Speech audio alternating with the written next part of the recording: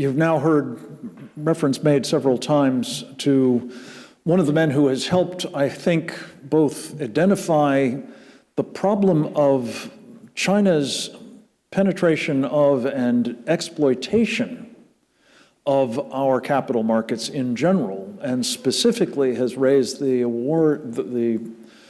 warning about what is happening with respect imminently to this federal retirement system plan, is our next speaker. His name is Roger Robinson. He has been deeply involved in international economic affairs, both in the private sector as a vice president and assistant to the chairman of Chase Manhattan Bank, chairman at the time being David Rockefeller. Subsequently, as the senior director for international economic affairs on the Reagan National Security Council, where he played a critically important role in helping that president deal with his time's existential threat to freedom, with the help, I want to say, of an earlier incarnation of this group, the Committee on the Present Danger. And thanks in part to Roger's important contributions to the strategy for actually rolling back and defeating the Soviet Union, creating conditions that have resulted in the freedom of hundreds of millions of people, both inside the old Soviet Union itself and the evil empire more generally. Roger has been working both in a private sector capacity in the interval with RWR Advisory Group and as the chairman of an institution he founded in the Czech Republic, under whose banner he is coming to us today, the Prague Security Studies Institute. And I'm very proud to have him here with us for a return appearance at the Committee on the Present Danger to help us update on what has happened since our last meeting here in September, notably what is going on Capitol Hill, but also what has been the response to the pressure from Capitol Hill by the Federal Thrift Investment Board. Roger Robinson, welcome.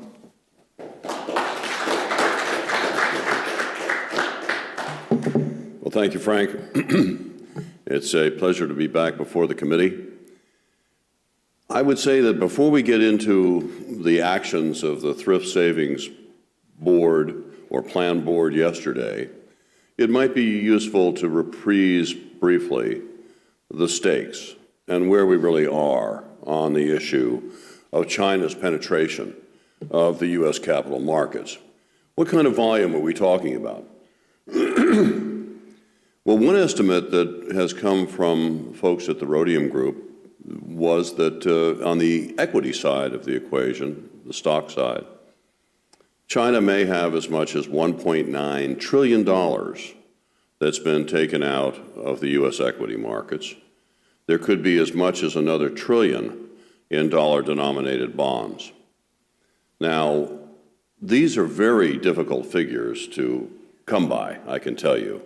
And so we're still laboring to get a sense of the scale of this challenge to our national security and our fundamental values on the human rights side. But let's just say for the moment that we're dealing in trillions, not billions, not even hundreds of billions. And if that's the case, you can appreciate that we spend $700 billion, thank goodness, on defense a year, and the multiples that that represents of our defense spending. You might wonder why China seems to have a limitless checkbook, whether it's for trying to take control of countries in the region, what we call nation capture, or even region capture, the ability to acquire strategic assets, our most advanced technologies, the leaps and bounds they've made in the Made in China 2020 initiative and AI and quantum computing, of course 5G, others. It just seems as though we not only have a peer competitor, but someone who is investing considerably more than our good selves. Where does that money come from? You don't see them tapping into their $1.1 trillion in reserves in the U.S. Treasury bills, nor do you see them tapping into their $3 trillion in overall reserves. So it begs the question, where are these dollars coming from? Well, this is probably going to be a good hint as to where. And when we talk about our capital markets, remember, no screening mechanism's ever been up. No diligence ever performed. We have no idea who these Chinese companies are really in terms of themselves and their subsidiaries. What kind of national security abuses have they engaged in the past? Are they sanctions violators, proliferators? Are they advanced weapons manufacturers? Are they PLA affiliated? Are they major human rights abusers with their surveillance cameras, facial recognition technology of the type that you see atop the walls of concentration camps in Xinjiang or at the train stations in Tibet? In other words, no one cared about the material risks to share value and corporate reputation to those companies and American investors who engage with them and invest in them. That hasn't happened, and it's a very troubling dearth of diligence. We have no oversight like CFIUS, our Committee on Foreign Investment in the United States, much less the strengthening that FIRMA legislation represented. There, at least, we're trying to get a handle on the acquisition targets of China and the United States to ensure that they're not up to something that is going to be detrimental to our national security interests. But nothing like that with the money. So, for 20 plus years, this entire arena has been untreated. China felt it was sacrosanct. We were complacent. Wall Street certainly didn't mind or care. The SEC never regarded national security abuses and human rights abuses as material risk that needed to even be disclosed, much less think about restricting access to the U.S. markets. But disclosure itself is the SEC's principal mission. It's to ensure that American investors have the kind of information they need to make an informed decision. That's their mandate. So it is very troubling, the fact that we have unwitting American investors in these hundreds of billions, if not trillions of dollars of funds under management. It's not just the MSCI, All Country World, ex-US index that's the problem here. When you think about the MSCI Emerging Market Index, it makes the All Country World appear tame. There, they have 20% of those funds under management invested in China. They may go as high as 40% by some estimates. Now, there's $2 trillion signed up formally for the MSCI Emerging Market Index, roughly. But there's as much as 14 trillion that mimic or mirror it automatically and reflexively. So you can do the math. We're talking $16 trillion. What does it mean to have 20%? What does it mean to go up to 40%? So if we're wondering what's afoot here, think about the fact of who these folks are. They are the proliferators. They are the sanctions violators, and the list goes on. Now, it's not to say that all of them represent this kind of threat or menace. But do we really know? Are we differentiating at least? Are we disclosing? At the very least, do the American people have any sense of this at all? Now, that takes us to the Federal Thrift Savings Plan.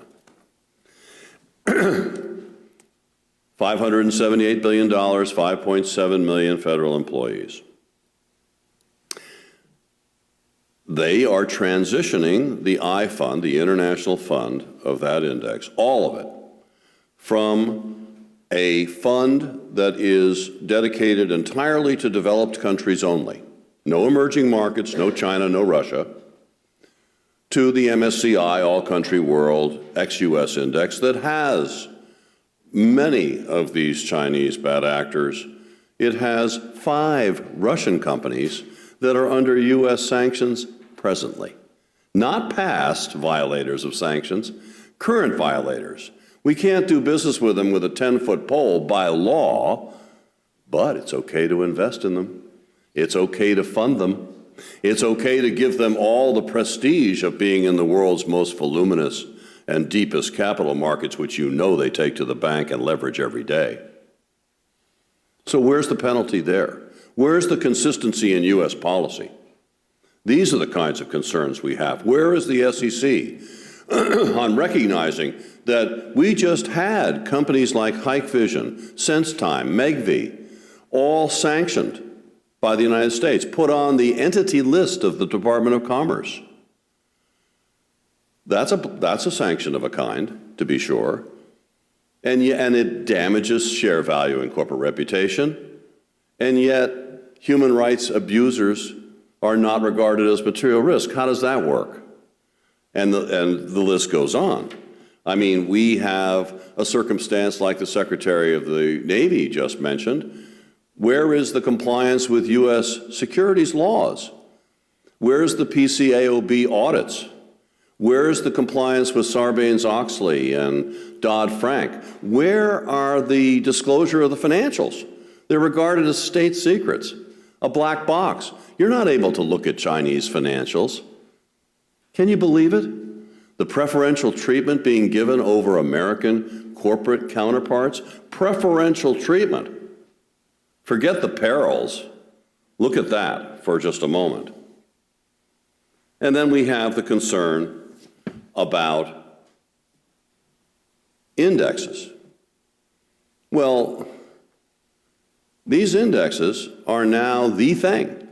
Passive investing is now ruling the roost on Wall Street.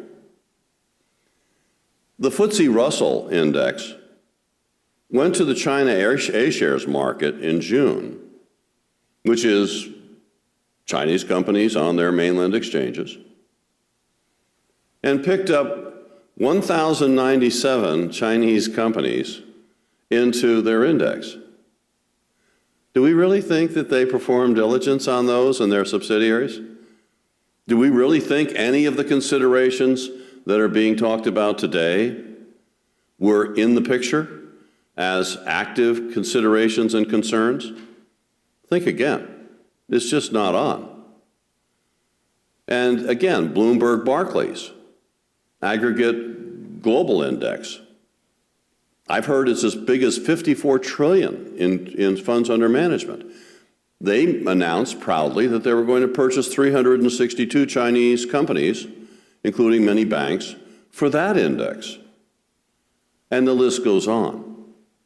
So this kind of reckless and perilous additions to indexes that are avoiding SEC regs are basically avoiding disclosure and diligence. They're moving into the portfolios instantaneously of scores of millions of Americans. How many Americans? Maybe 150 million are in our markets today. I don't know precisely, but I've heard estimates in that range. So let's talk about a lobby. You know, we talk about the China lobby. How's it going to work if 24, 36 months from now, there are another 2 to 3 trillion placed in our markets, both in equities and debt, read bonds. And Americans wake up one morning and they see that in their retirement accounts and their investment portfolios, 17, 22, 25% of their total investment portfolios are in Chinese securities. Well, what happens that day? You have a new China lobby that is cosmically larger than the current one of scores of millions of Americans, again, with a financial vested interest in making sure that there are no penalties, no sanctions imposed against China, independent of the seriousness of the offenses, for fear that it's going to damage the value of their retirement accounts and their investment portfolios. You know what they're going to do. That, ladies and gentlemen, is called checkmate. that is when we wake up too late. This is an urgent matter. The TSP board, which the long form is the Federal Retirement Thrift Investment Board, if I've got that, but I'll just call it the TSP board for efficiency, kicked the can down the road 3 or 4 times on making the decision as to whether or not they were going to stand by their November 2017 decision to move the I funds, as they're called, over to the MSCI All Country World ex-US Index. Well, after kicking it down the road, they finally decided yesterday that they're sticking with their guns, that they're going to make sure that they remain the darlings of Wall Street and don't rock the boat on this. And they went ahead and reaffirmed that this is what they're going to do.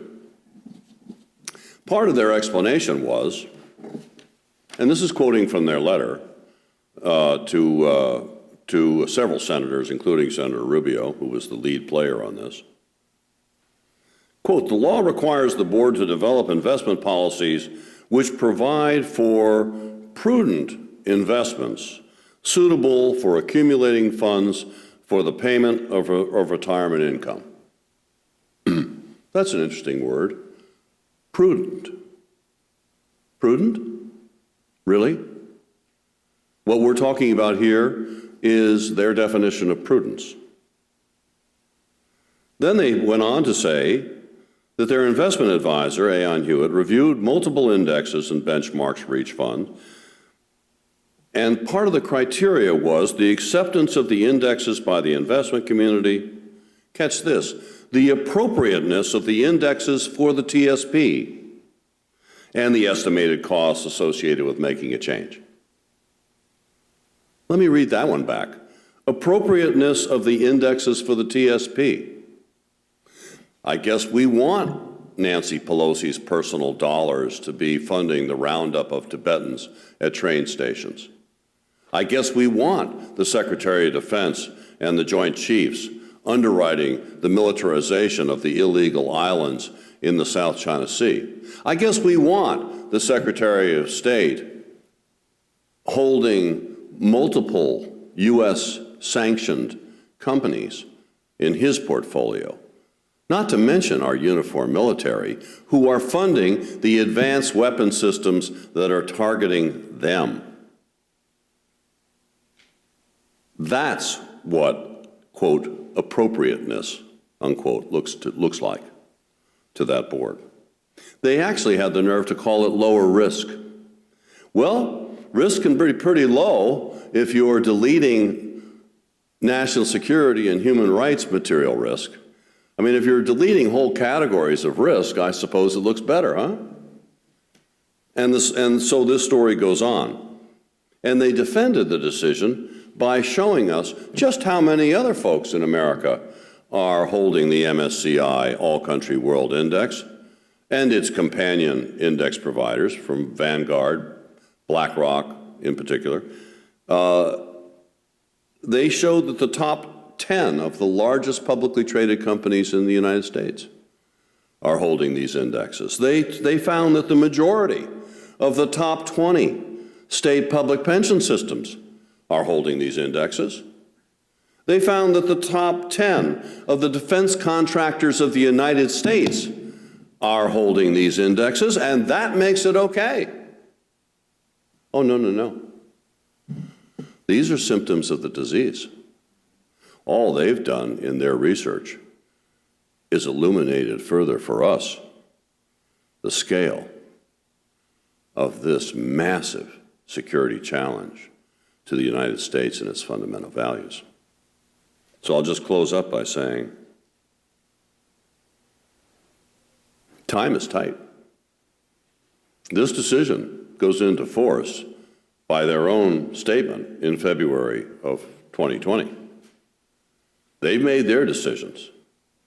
Luckily, Marco Rubio, Democrat Jeanne Shaheen have made theirs. Senator Rubio called the decision unconscionable. He vowed legislative action on the issue. and said, quote, refusal to act in the best interest of the United States will not go without consequence.